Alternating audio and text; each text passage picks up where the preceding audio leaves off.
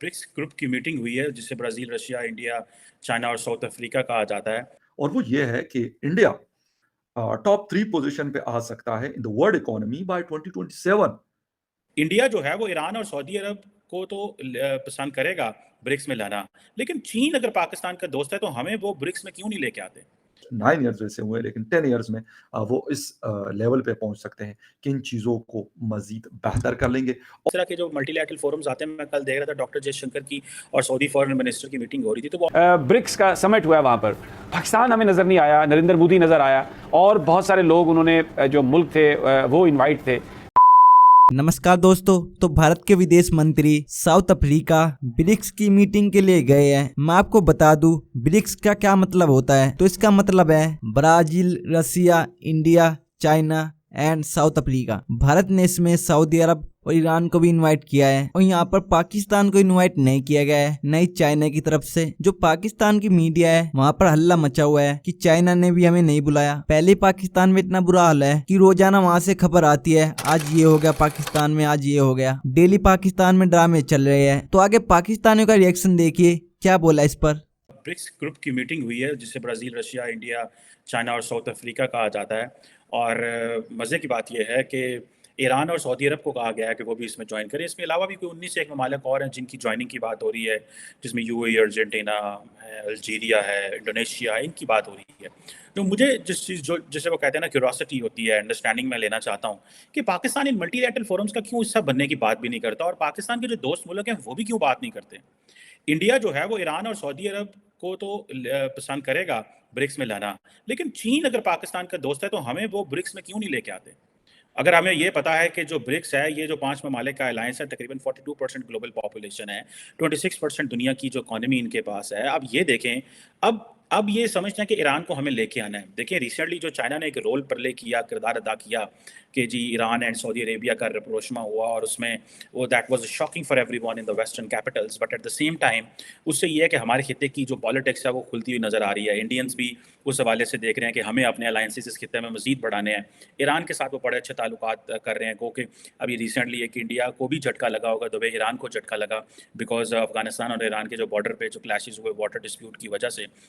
लेकिन मेरा ख्याल है वो चीज़ें हल कर ली जाएंगी। अफगानिस्तान थोड़ा असर्ट कर रहा है पाकिस्तान और ईरान के ऊपर, लेकिन इंडिया की जितनी भी सप्लाईज है for Afghanistan they are going through Iran. So Iran के पास एक बड़ी इंपॉर्टेंट पोजीशन जो है वो खिते में आती जा रही है, और उस हवाले से यही वजह है कि पाकिस्तान ने अभी रिसेंटली एक SRO भी जारी किया है कि ईरान, अफगानिस्तान और रशिया के साथ जो है वो हम प्रायोरिटी बेसिस पे जो है वो कारोबार, ट्रेड और ये चीज़ें जो हैं वो होंगी।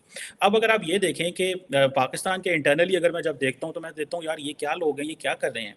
सारा टाइम इमरान खान फ़ौज को गालियाँ निकालते हैं। वो फ़ौज जो है वो कह रही है कि ये मिलिट्री इंस्टॉलेशंस पे हमले कर रहे हैं, इन्होंने फ़ौजियों के घर चलाए हैं, इन्होंने फ़ौजियों की जो मोनूमेंट्स थे वो जलाए हैं, और मुल्क के अंदर एक अफरा तफरी, IMF हमारी बात नहीं सुनता, जो बायलैटरल हम डोनर्स थे वो सारे भागते जा रहे हैं। ये सारे मतलब हर मुल्क, अभी रिसेंटली जो चाइनीज़ फॉरेन मिनिस्टर आए थे वो भी ये कह के गए यार अपने घर का मसला करो, आप लोग क्या हो, तुसी की कौन लोग हो तुसी, मतलब this is what they have been saying to अस।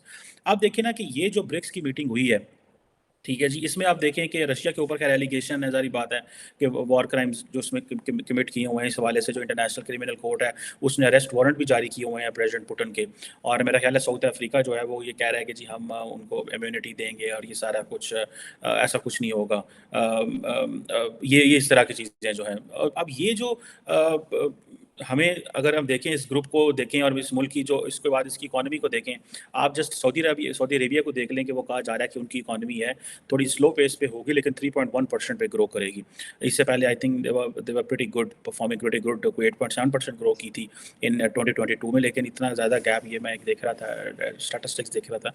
अब क्वेश्चन ये आ जाता है कि ईरान की इकॉनमी ग्रो कर रही है, सैंक्शंस लगे हुए हैं, लेकिन चलो उनके पास एनर्जी है, हम जो है वो एनर्जी नेट इम्पोर्टर हैं, लेकिन हम इससे बाहर हैं, और बाकी जितने ममालिक हैं वो इस प्रोसेस के हिस्से हैं। अब आप इमेजिन करें ना कि जब इस तरह के जो मल्टीलैटरल फोरम्स आते हैं, मैं कल देख रहा था डॉक्टर जयशंकर की और सऊदी फॉरेन मिनिस्टर की मीटिंग हो रही थी, तो वो ऑप्टिक्स क्या थे। आप देखिए जब मल्टीलैटरल फोरम्स आते हैं तो हर रोज़ कोई ना कोई डिस्कशन होती है, तो हमारे पॉलिटिशियंस को या हमारी लीडरशिप को तो मौका ही नहीं मिलता हर रोज़ बात करने का।